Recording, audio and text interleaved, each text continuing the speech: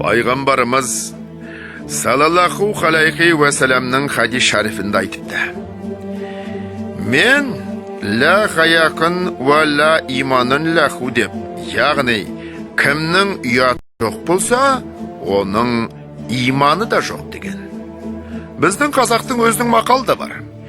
Ұят кімде болса, иман сонда деген. Енді бұл сөзден білінді, ұят өзі иманның бір мүшесі екен. Ол болғанда білмек керек. Ұят өзі қандай нәрсе? Бір ұят бар, надандықтың ұяты. Жас бала сөз айтудан ұялған секілді, жақсы адамның алдында жазықсыз-ақ әншейін барып жолықсудан ұялған секілді. Не шариғатқа теріс, не ақылға теріс жазығы жоқ болса да, надандықтан бойын керістендіріп, шешілмегендік қылып, ұялмас нәрседен ұялған ұялу ақымақтық, жамандық. Шын ұят сондай нәрсе, шариғатқа теріс, я ақылға теріс, я абыйырлы бойға теріс бір себепті болады.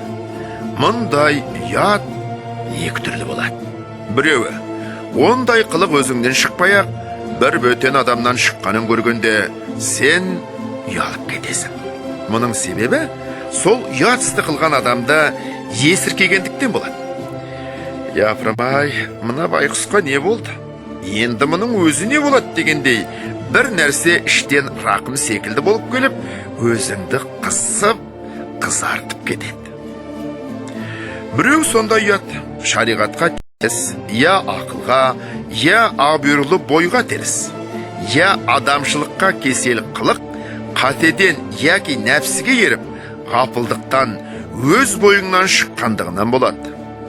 Мұндай ұят қылық қылғандығыңды бөтен кісі білмесе де, өз ақылың, өз нысабың өзіңді сөккен соң, іштен ұят келіп, өзіңе өзің жаза тарттырады. Кірерге жер таба алмай, кісі бетіне қарай алмай, бір түрлі қысымға түсесің. Мұндай ұяты күшті адамдар ұйқыдан, тамақтан қалатұғыны бар. Қатта өзін өзі өлтіретіған кісілер де болады. Ұят деген адамның өз бойындағы адамшылығы, иттігіңді ішіңнен өз мойныңа салып, сөгіп қылған қысымның аты. Ол вақытта тілге сөзде түспейді, көңілге ойда түспейді. Көзіңнің жасын, мұрныңның суын сүртіп алуға да қолың тыймайды. Бір ит боласың. Көзің кісі бетіне қарамақ түгіл еш нәрсені көрмейді. Мұндай қылыққа жетіп ұялған адамға өкпесі бар кісі кешпесе, яки оның үстіне тағаямай өртендіріп сөз айтқан кісінің өзінің де адамшылығы жоқ десе болар. Осы күнде менің көрген кісілерім ұялмақ түгіл қызармайды.